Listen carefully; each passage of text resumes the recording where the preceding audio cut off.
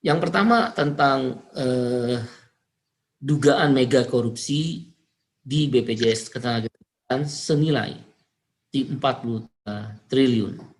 Ya, apa maksudnya? Nah, kami jelaskan maksudnya. Yang pertama, buruh Indonesia dan KSPI mengapresiasi dan mendukung langkah-langkah Kejaksaan Agung yang begitu sigap, ya, dan aspiratif, mungkin dari pengembangan kasus dari kasus-kasus lain, saya nggak tahu, kemudian melakukan geledah, ya, tanda petik geledah ke kantor BPJS, kantor pusat BPJS Ketenagakerjaan atau BP Jam Sostek pada tanggal 18 Januari 2021 yang lalu. Jadi kira-kira berarti udah hampir sebulan yang lalu. Kita apresiasi, kita dukung, dan kita berterima kasih atas kerja Kejaksaan Agung. Apa yang ditemukan dari dugaan mega korupsi di BPJS Naker atau BP Jam Sostek tersebut dijelaskan oleh Kejaksaan Agung dari salah satu pejabatnya yang kami dapatkan info dari berbagai pihak termasuk dari kawan-kawan media bahwa ada dugaan potensi salah pengelolaan keuangan dan investasi. Ini bukan korupsi di BPJS-nya katanya, tapi ditemukan ada dugaan salah pengelolaan keuangan dan investasi. Itu pun investasinya adalah investasi di saham dan investasi di reksadana. Jadi kita lihat di situ potensinya adalah 43 triliun potensinya. Di saham, salah kelola keuangan, investasi di saham dan reksadana 43 triliun dugaannya. Ya, itu yang kami dapatkan infonya sampai dengan hari ini. Oleh karena itu KSPI berpendapat dan bersikap serta akan mengambil langkah-langkah untuk menyelamatkan dugaan korupsi di salah pengelolaan keuangan dan investasi tersebut dalam bentuk saham dan reksadana. Apa sikap dan langkah-langkah yang akan diambil KSPI? Yang pertama, kami runut dulu sikapnya. Kami mempertanyakan kepada Jaksa Agung dan jajaran Kejaksaan Agung sudah 1 bulan mengapa tidak ditetapkan siapa tersangkanya. Itu pertanyaan pertama. Siapa tersangkanya? Pertanyaan kedua, dari pemanggilan-pemanggilan kepada para pengelola investasi yang bekerja sama dengan BPJS Ketenagakerjaan yang dalam catatan kami, ya, antara lain PT Trimegah Sekuritas, PT BRI Dana Reksa, Indo Premier Sekuritas, Panin Sekuritas, Sukor Sekuritas, Palburi, Cipta Dana, BNP Paribas, Schroder, Samuel Sekuritas, Kresna, Batavia Prosperindo, Samuel Aset, Sailendra, BNP Aset, FWD Aset, Bahana TCW, Asmor Asset Management, dan yang ke-18 ada Dana Reksa Investment Management.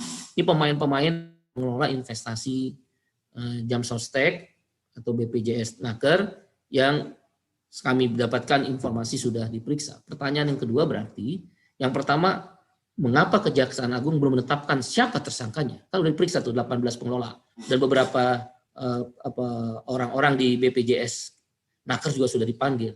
Siapa tersangkanya? Yang kedua, kan bisa digali dari pengelola investasi itu apa yang kehilangan potensi dugaan korupsi, dugaan potensi korupsi itu. Ya memang pihak Kejaksaan Agung bisa berdalih bahwa ini dalam proses penyelidikan atau penyidikan. Ya, tapi setidak-tidaknya harus transparan. Ini sekali lagi dana yang besar, mega korupsi, kalau terbukti sekali lagi.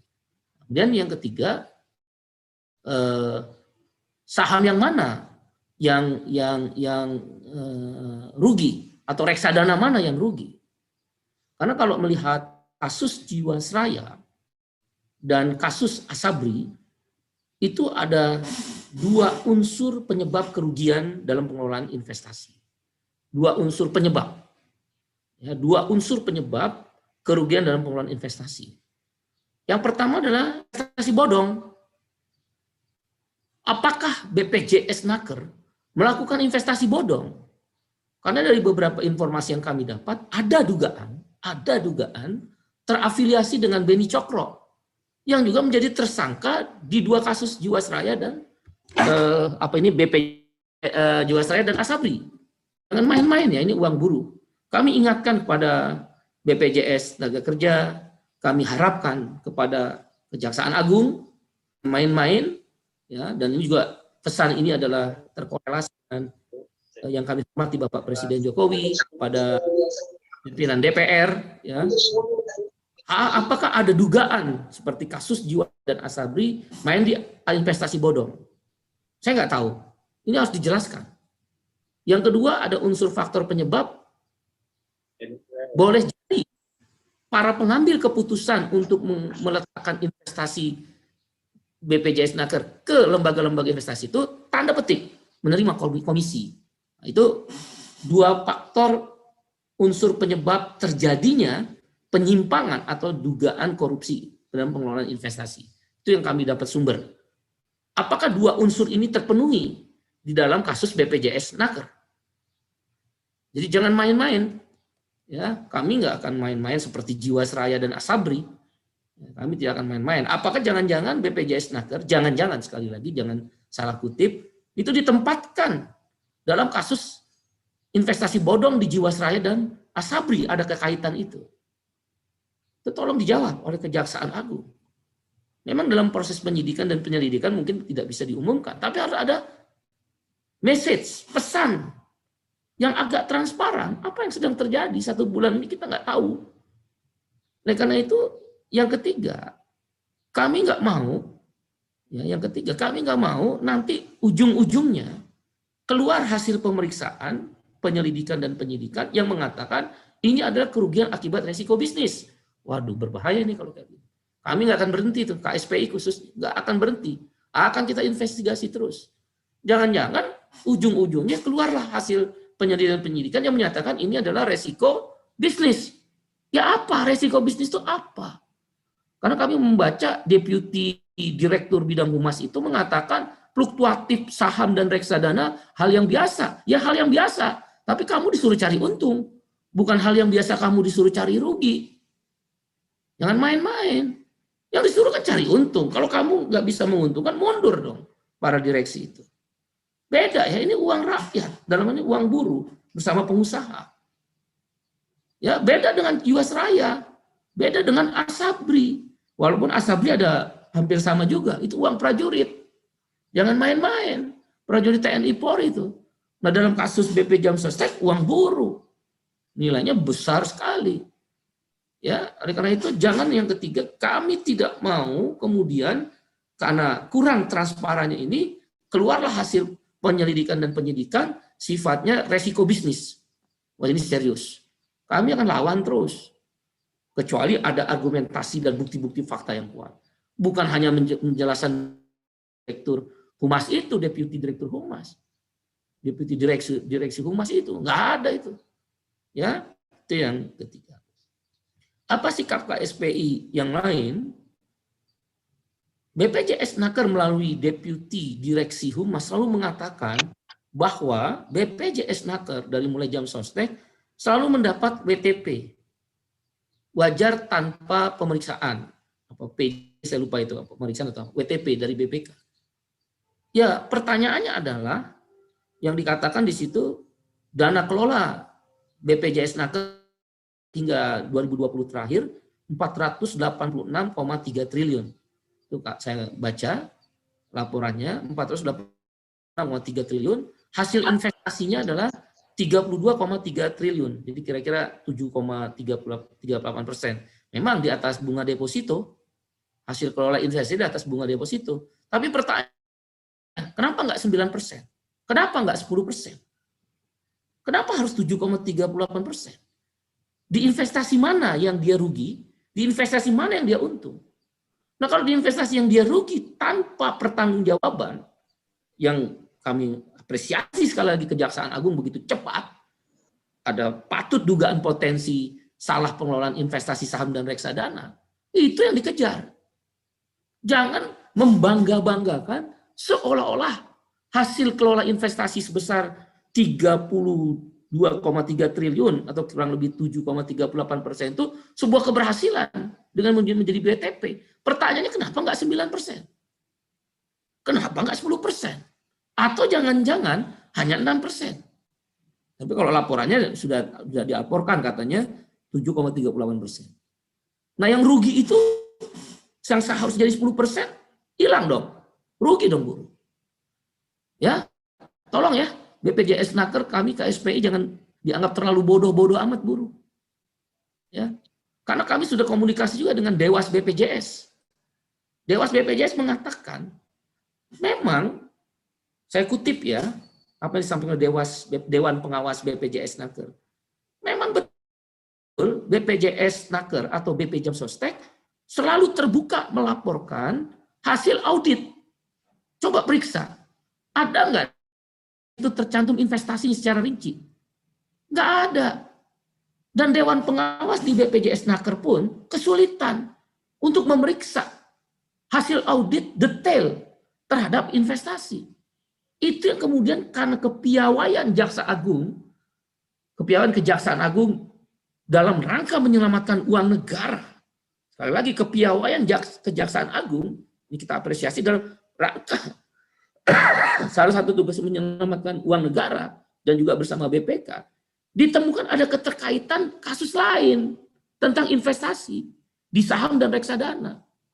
Kan kalau Kejaksaan Agung tidak piawai atau tidak terbuka, lewat itu uang negara potensi sekali lagi 43 triliun. Kan nggak pernah dilaporkan. BPJS selalu mengatakan kami melaporkan terbuka hasil audit, dapat WTP, hasil swaklola 32,8% tahun 2020 atau 7,38%. Pertanyaan kenapa segitu? Ayo buka detail investasinya. Ini yang kami dukung. Terima kasih Kejaksaan Agung. Terima kasih BPK. Terima kasih Bapak Presiden Jokowi. Ini yang kita kejar. Kenapa ada investasi terhadap apa itu saham dan reksadana yang menurut kawan dari BPJS Dewan Pengawas BPJS Naker udah bagus, kawan ini nggak pernah ada detailnya. Bahkan kawan ini menyampaikan di tahun 2020 hampir sama kasusnya. Potensi salah kelola atau kerugian dari investasi adalah 13 triliun. Ini mengulang kembali nih. Nah lagi-lagi waktu itu BPJS Naker direksinya termasuk direktur keuangan, direktur investasi, dan direktur utama pada waktu itu mengatakan ini adalah fluktuatif harga saham. Ya laporannya mana detailnya? Kemudian menguap begitu saja 13 triliun. Muncullah kemudian hasil analisa, bahkan KPK sudah dilibatkan bahwa ini adalah risiko bisnis. Pertanyaannya adalah, apakah sekarang akan juga keluar analisa risiko bisnis? Kami nggak akan diam lagi. KSPI dan buruh Indonesia tidak akan diam. Kami ingatkan kepada direksi BPJS Naker dan kami mengharapkan kepada Kejaksaan Agung dan BPK lanjutkan apa kerja-kerja yang sudah luar biasa menyelamatkan keuangan negara yang potensinya besar.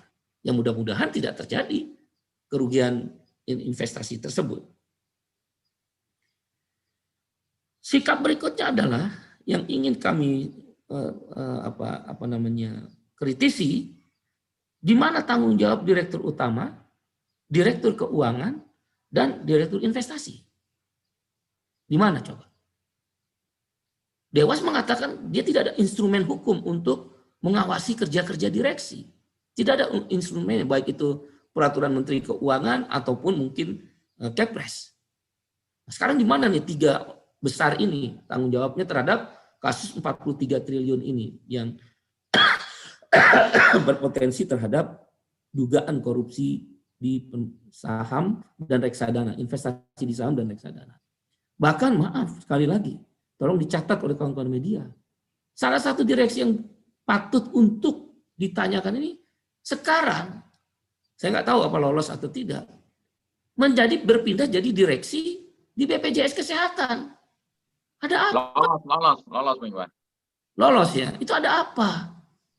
Hati-hati, kami meminta dengan hormat pada Bapak Presiden Jokowi, Bapak Mensesnek, direksi ini ditahan dulu. Jangan dipekerjakan dulu, masa ditahan bukan di penjara ya. Jangan dipekerjakan dulu di BPJS, dipospon dulu lah, dipospon bahasa Inggrisnya mungkin ya. Ditunda, jangan dulu dijadikan direksi BPJS Kesehatan sampai nanti ada bukti-bukti yang menyatakan beliau tidak terlibat dan tidak bertanggung jawab terhadap kasus di BPJS Naker ini. Ya, posisi penting itu di Direktur Keuangan BPJS Naker kan. Berikutnya yang ingin kami sampaikan adalah kami mendukung langkah Kejaksaan Agung yang akan memeriksa setiap transaksi 43 triliun itu di investasi saham dan investasi reksadana. Kawan-kawan media, bayangkan lah ya. Kan tadi diumumkan dana kelola investasi 486,3 triliun.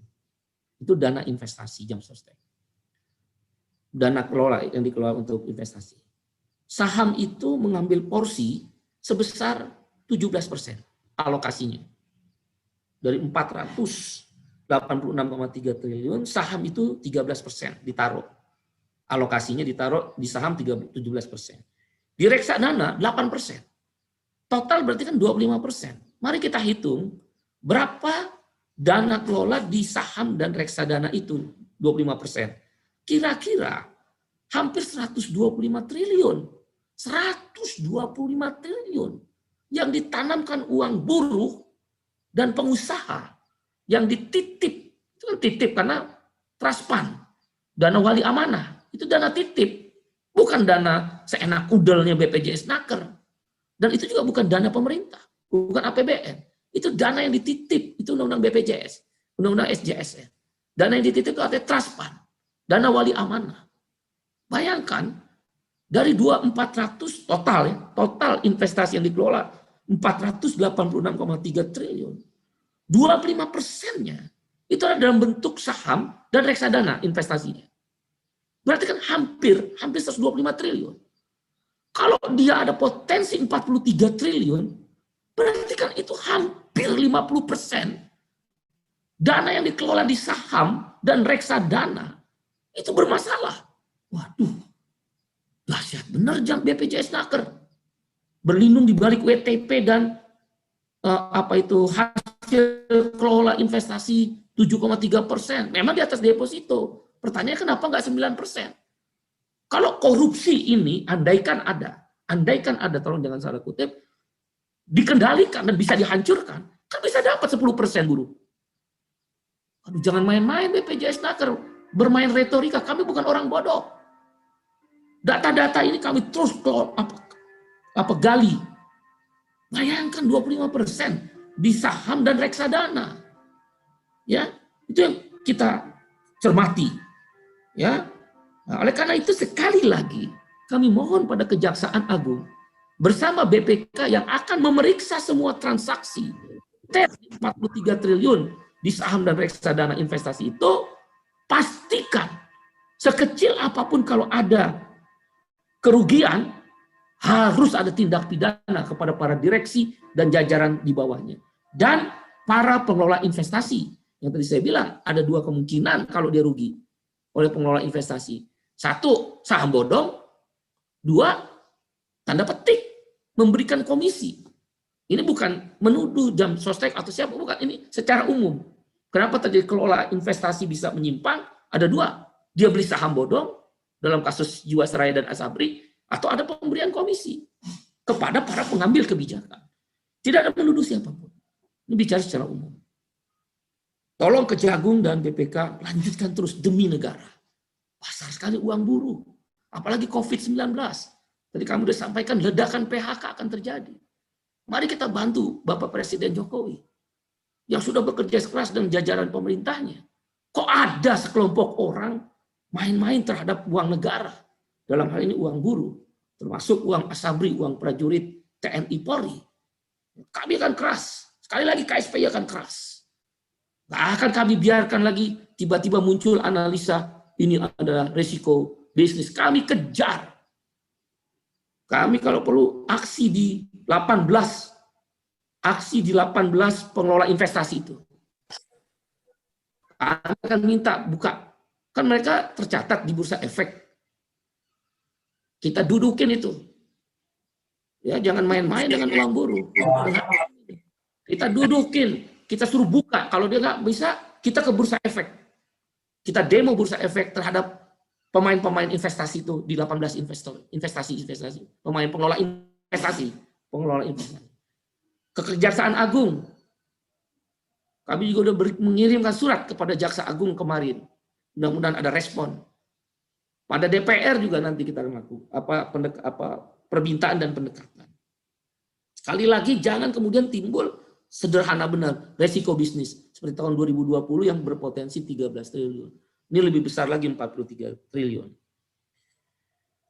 Saya pikir yang terakhir dari Dewan Pengawas BPJS Naker, kami juga mendapat informasi KSPI. Masa di BPJS Naker tetap masih ada nih, tolong kalau saya salah, anggap perkataan saya tidak pernah ada. Tapi dari informasi dari Dewan Pengawas BPJS Naker, di BPJS Naker itu ada PT SIP yang bergerak di properti ya, dan PT Bijak yang tentang penyaluran tenaga kerja. Ini apa-apaan? BPJS itu bukan PT Jam Sostek lagi. BPJS Naker itu adalah yang menurut Undang-Undang BPJS, pasalnya saya lupa, dibentuk oleh undang-undang ini.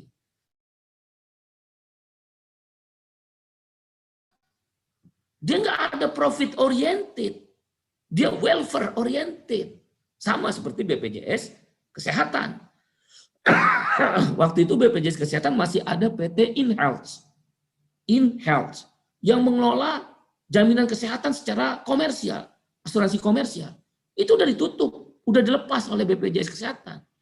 Nah kalau benar, sekali lagi, kalau benar di BPJS Naker masih ada PT Bijak dan PT SIP, ini akan kita persoalkan.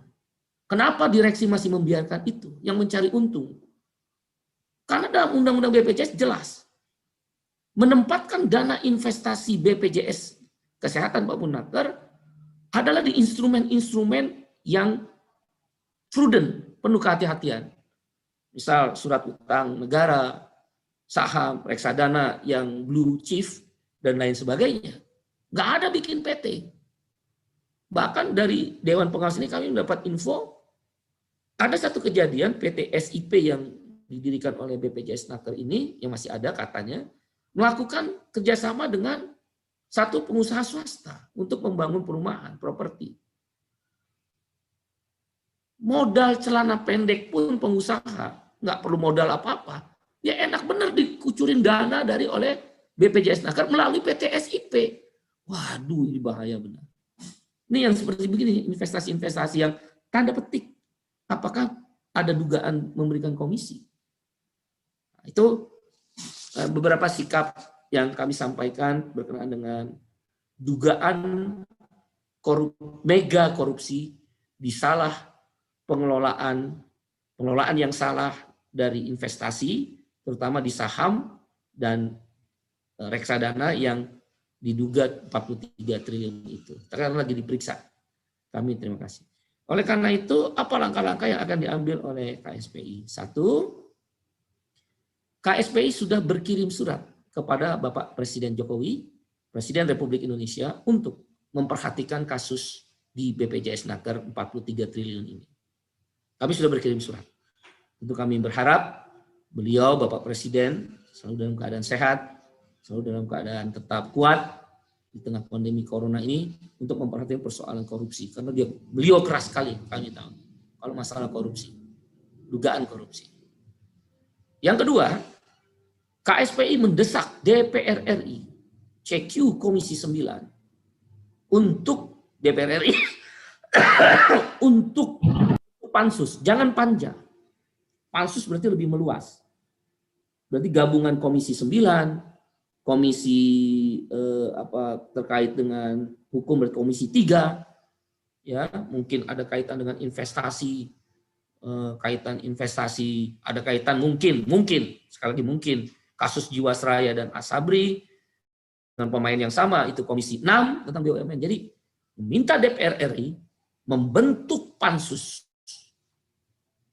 tentang BPJS Naker ini yang dugaan korupsi salah kelola investasi di saham dan reksadana yang patut diduga berpotensi sebesar 4,3 triliun.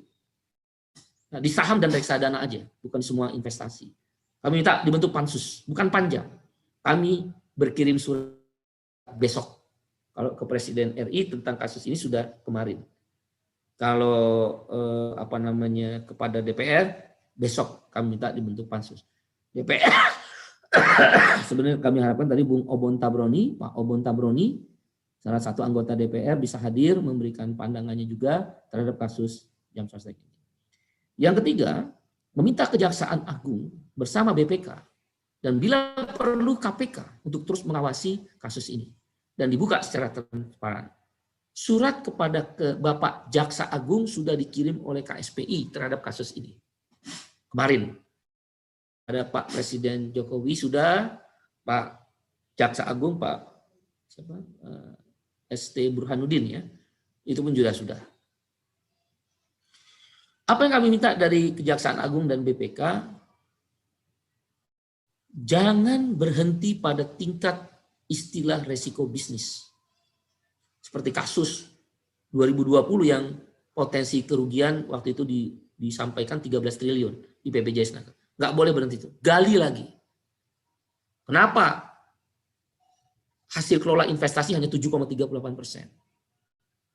Kemudian yang perlu didalami lagi, ada nggak saham bodong yang masuk ke Jiwasraya, Asabri, dan lain sebagainya dalam yang sama.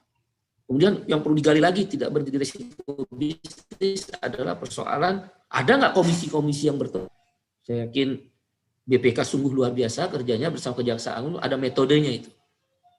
Periksa itu. Dan kami minta pada KPK, walaupun ini bukan domainnya KPK, maksud saya sudah diambil Jaksa Agung, nggak boleh double, mohon diawasi juga. Karena 2020 KPK tuh yang sempat dilaporkan. Ya, kenapa terulang kembali? Dengan alasan yang sama mau dipakai, yaitu alasan resiko bisnis. Kami nggak akan terima. Kami akan investigasi terus. Maksud kami ada kaum buruh, tidak hanya KSPI, kaum buruh. Oleh karena itu, apa langkah-langkah buruh yang akan dilakukan? Satu, terus meminta bantuan kawan-kawan media memberitakan berita ini. Ini dana Anda juga ada di sini loh kawan-kawan media. Ada di sini. Dana kita loh. Gak bisa mereka main-mainin dana kita. Tentang masa depan kita, yaitu di JHT, di jaminan pensiun. Kalau kita kecelakaan kerja dan kematian kan juga ada di situ. Bahkan nanti katanya ada JKP, walaupun itu masih kita tolak karena nggak jelas. Nanti kita akan sampaikan alasannya. Nah, aksi besar-besaran dalam waktu dekat akan dilakukan. Walaupun pandemi corona, kami akan tetap mempertimbangkan protokol kesehatan. Tapi anggota KSPI, yaitu Serikat Pekerja Nasional, mungkin besok akan melakukan aksi di Kemenaker dan BPJS Naker. Besok. Salah satu yang diangkat temanya adalah tentang dugaan korupsi salah pengelolaan investasi di saham dan reksadana ini. Aksi besar-besaran. Ya, tapi tetap menjadi protokol kesehatan. Dan yang terakhir, apa hubungan kasus Jiwasraya dan Asabri yang mengkaitkan nama Beni Cokro ini dalam persoalan di Jam Sostek? Pesan kami jelas, kami minta bantuan dari kawan-kawan media cetak, online, dan elektronik untuk membantu ini agar jangan main-main BPJS Naker. Dan kami minta Kejagung dan BPK tetap komitmen terhadap pemberantasan korupsi, karena buruh bersama pemerintah dan semua unsur lainnya untuk memastikan tidak ada lagi korupsi atau berkurang korupsi di pandemi. Dan DPR sekali lagi jangan pura-pura tidak mengerti. DPR jangan pura-pura tidak mengerti ada persoalan besar di BPJS.